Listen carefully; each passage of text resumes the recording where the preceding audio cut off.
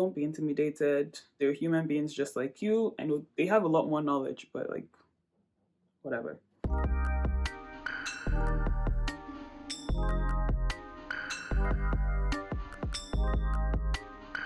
Hey guys, welcome back to my channel. My name is Anu and I'm a fourth year medical student. If this is your first time here, you are most definitely welcome.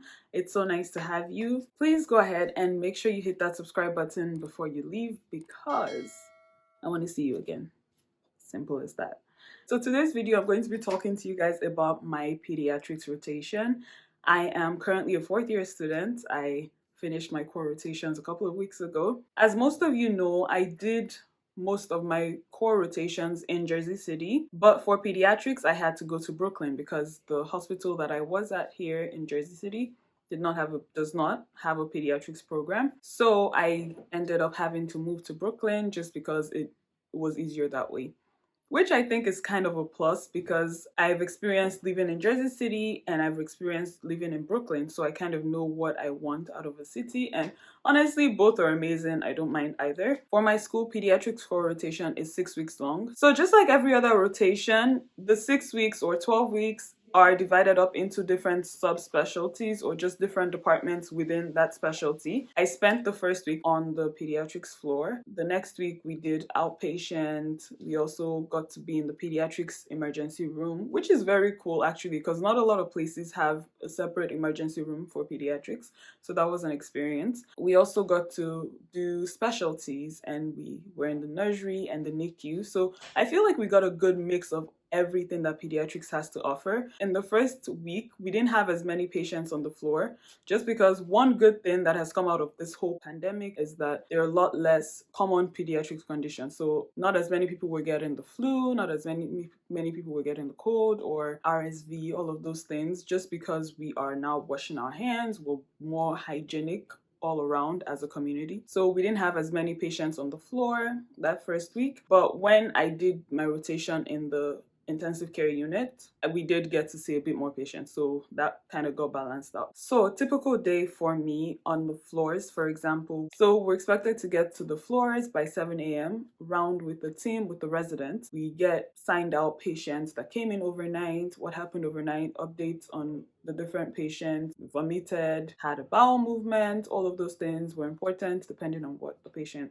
came in for. These are sitting rounds, basically sign out. And then after sign out, we would round with the residents. So these are walk-in rounds now, where we go to each patient's room and find out from them or from their parents how they're doing, how they fared overnight, if the medication is working. That was actually very similar to my PQ experience. PQ is Pediatrics Intensive Care Unit. Although for PQ, you were expected to be there at 7:30 a.m. We would do sign outs, then we would round with the residents, then we would sit down, the residents would do their notes. You as a student can do questions during that time. Around 8:30 we have lectures. The lectures usually lasted from 8:30 till 9:30. Around 9:30, 10, depending on your attending, there would be an attending there to round for the day, and so we would round with the attending. During rounds, you're expected as a student to present a patient. So during sign outs or during when you're rounding with your residents, you can say, oh, this is a patient I would like to present, or the resident might assign you a patient to present. You present that patient to the attending. You should try to look up the condition. You should look up the condition of the patient because attendings will ask you questions such as, why do you think we're doing this? Or prepare to ask the attending a question that you think would be interesting as well, because that shows that you have interest and that shows the attending that you're actually paying attention, and you kind of stand out in that way if you can actually answer the questions.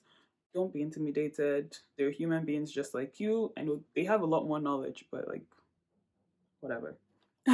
Very soon we'll be there, right? So make sure you know your stuff. I had to learn about bronchiolitis, status epilepticus. Make sure you're prepared in that sense. And, ask your residents, how would this attending like for me to present? Because we don't get a lot of time with the attendants. So that little time you get with them, you want to make sure you impress them as much as possible, because you would need a letter of recommendation from them at the end of the day. I ended up getting a letter of recommendation from pediatrics, so I'm grateful for that. I can do a whole video on how to ask for letters of recommendation if that's something you guys would like to see. Go ahead and let me know below in the comments and I will get that out for you guys. So that was it for the floors and the PQ. For the emergency room, we were expected to be there at 9:30. This would be after lectures. After attending lectures, you go for your ER shift. A typical day would consist of, just sitting down studying. When a patient comes in, usually the residents will let you have first dibs at talking to the patient and getting a history.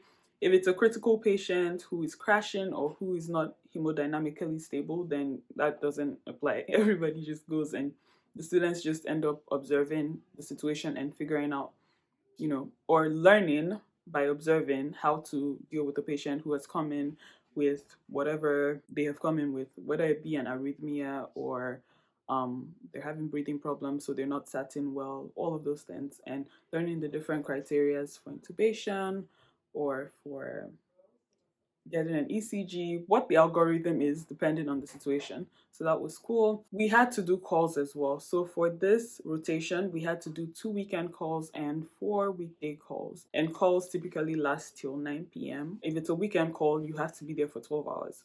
Although the residents don't make you stay for 12 hours, but it depends on your resident. The ER was actually my favorite part of the entire pediatrics rotation. I felt like the students were able to do more in the ER. For every other place, like for example, the floors and PQ, all we had to do was just present. We didn't really get as much interaction with the patients. The residents did all of that, and you'd be there, watching. And you do get to do physical exams sometimes, but sometimes not.